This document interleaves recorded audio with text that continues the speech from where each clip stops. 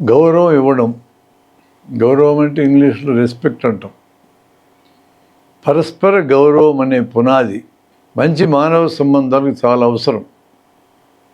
అభిమానం, ప్రేమ ఉంటే ఇంకా మంచిదే. అవన్నీ చూపించలేకపోయినా కనీసం గౌరవం అని ఉండాలి. ఎదుటి వ్యక్తి మీద నమ్మకం ఉండడం అనేది అంత సులభంగా కనపడదు, కానీ ఎదుటి వ్యక్తి ఎడల గౌరవం చూపటం సులభంగా కనపడుతుంది. పెద్ద చిన్న, డబ్బున్నోడా లేనోడా, స్త్రీనా పురుషుడా, మన కులమోడా కాదా, ఇలాంటి అంశాలతో నిమిత్తం లేకుండా కేవలం అతను లేదా ఆమె మనలాంటి మనిషే అన్న ఒక్క కారణం చాలు ఎదుటి వ్యక్తి గౌరవం చూపడానికి. వాడికేంది గౌరవం చూపేది బచ్చగాడు, వాడికేంది గౌరవం చూపేది బికారోడు, నా పిల్లలిల్లు, నా భార్యమే, వీళ్ళకి కూడా గౌరవం చూపాలా? ఇలాంటి మాటలు వింటుంటాం. బయట వాళ్ళకి గౌరవం చూపకపోయినా అప్పటికి తిట్టి వెళ్ళిపోతారు, తర్వాత మర్చిపోతారు. మనకి మరలా వాళ్ళు జీవితంలో తారసపడే అవకాశం అంతంత మాత్రమే. కానీ మన వాళ్ళని మనం అగౌరవపరిస్తే వాళ్ళనే మళ్ళా రోజుల తరబడి చూడాలి. అందువలన గౌరవం చూపినా, తప్పు చేస్తే తప్పు ఒప్పుకున్నా, ఒకసారి ఆవేశంలో మాట్లాడుతుంటాం, భాష తూలిపోతాం, వెంటనే క్షమాపణ చెప్పుకోవాలి. మన వాళ్ళకే, బయట వాళ్ళకి చెప్దామనుకున్న వాళ్ళు మనిషి వెళ్ళిపోతాడు, ఎటు చెప్పలేం. కానీ ఒక్కసారి అలాంటి నెగిటివ్ ప్రవర్తన మన ఇంటి వాళ్ళ మీద మనం చూపిన తర్వాత, అంటే గౌరవం తగ్గి చూపిస్తే వాళ్ళు కనపడ్డప్పుడల్లా మనకు గుర్తొస్తూనే ఉంటుంది. ఒక్కసారి సారీ అని చెప్పేస్తే క్లోజ్ అవుతుంది. అక్కడ పెళ్ళి కాకముందు సరు పారు అని ముద్దుగా పిలిచే ప్రియులు పెళ్ళి అయినాక మొగుళ్ళుగా మారినాక వసేయ్ ఏమేయ్ అని గౌరవహీనమైన వాచకాలతో పిలుస్తారు కొంతమంది. ఎదుటి వ్యక్తులతో సన్నిహితత్వం పెరిగినాక అతని తప్పులు ఎక్కువగా మనకు కనపడతాయి. ఆ విధంగా అతని మీద గౌరవం తగ్గుతూ ఉంటుంది.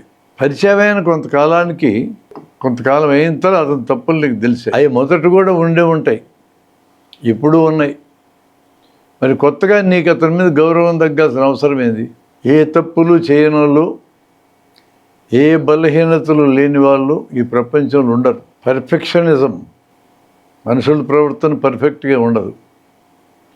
కాబట్టి వ్యక్తుల్ని ఎలా ఉంటే అలా చూడడం మనం నేర్చుకోవాలి. అతడు ఎలా ఉన్నాడు అనేదంత సంబంధం లేకుండా ఆ వ్యక్తి ఎడల మన గౌరవం ఉండాలి. గౌరవానికి అర్హత లేనటువంటి వ్యక్తిగా అతను మనం గుర్తిస్తే, అతను బయటపడితే, మొదటి నుంచి అతను ప్రవర్తన అట్లుంటే అతనితో సంబంధమే తెంచేసుకో. కానీ ఎదురుపడితే ఒక మామూలు వ్యక్తికి ఇచ్చే గౌరవం మీకు తప్పదు. నీకు భావజాల పరంగా పూర్తి ప్రత్యర్థి స్థానంలో ఉన్న వ్యక్తి, శత్రు స్థానంలో ఉన్న వ్యక్తి ఎదురుపడ్డా ఒక మనిషికి అతనికి ఇచ్చే గౌరవం ఇవ్వాలి. ఉమర్ ముఖ్తార్ అనే సినిమాలో ఉమర్ ముఖ్తార్ లిబియా స్వతంత్ర సమరయోధుడు.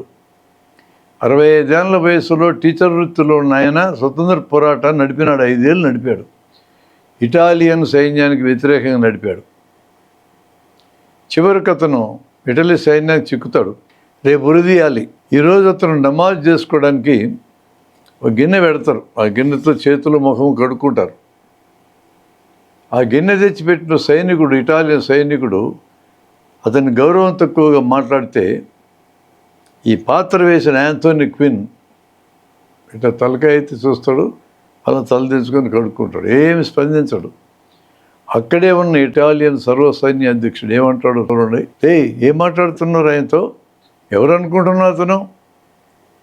ఉమర్ ముఖ్తార్ ఇటాలియన్ సైన్యాన్ని మొత్తాన్ని 5 ఏళ్ళు గడగడలాడించిన వ్యక్తి, రెస్పెక్ట్ హిమ్ అని తిడతాడు తన సైనికుడిని. తెల్లారేకెట్టు ఉరిదీస్తారు.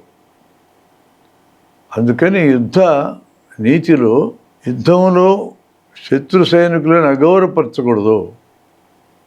కాలుస్తారు, చంపుతారు.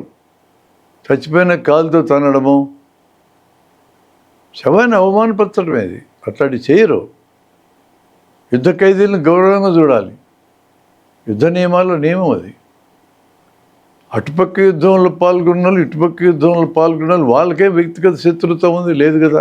వాళ్ళు అనుకుంటే గవర్నమెంట్లు యుద్ధం చేయించున్నాయి. వాళ్ళు ఎందుకు చేయించని సంగతి అట్లా ఉంచుతాం. వాళ్ళ పాపులారిటీ తగ్గిపోతూ ఉంటే ఎవరెవరితో కెలుక్కుంటే పాపులారిటీ పెరుగుద్దని కూడా చేసిన పెద్ద మనుషులు ఉన్నారు, యుద్ధాలు చేయించిన వాళ్ళు బాగానే ఉంటారు. చచ్చిపోయేది వీళ్ళే, మామూలు మనుషులే. ఇదంతా చూసిన తర్వాత శత్రు సైనికుడినైనా గౌరవించాలి.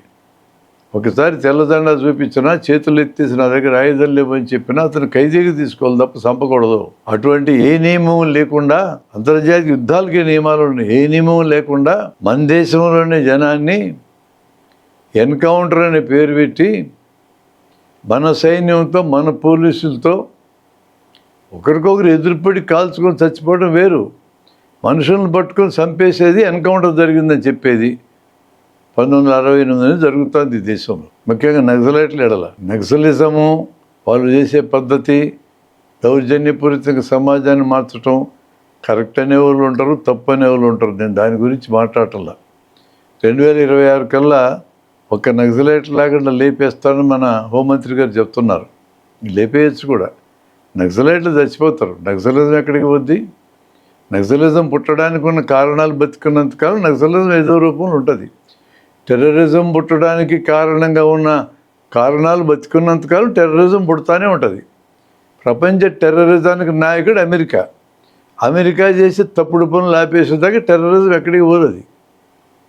యుద్ధాలు చేయించేది అమెరికా. వాళ్ళు ఆయుధాలు అమ్ముకోవడానికి. ఈరోజు ప్రపంచంలో ఆయుధాలు అమ్మేటోళ్ళు చాలామంది తయారయ్యారు. వాళ్ళ మనుగడ కోసం ఆయుధాలు అమ్ముకుంటారు. ఆయుధాలు అమ్ముకొని బలహీనల మీద బలవంతులు ఆయుధాలు ఇచ్చినంతకాలం టెర్రరిజం ఎక్కడికి పోతే పోదు. భావజాలాన్ని చంపలేరు, మనుషులను చంపగలరు. కానీ ఈ మొత్తంలో ఎదుటి వ్యక్తి గౌరవాన్ని భంగం కలిగించకూడదు. అది ఒక మానవ విలువ.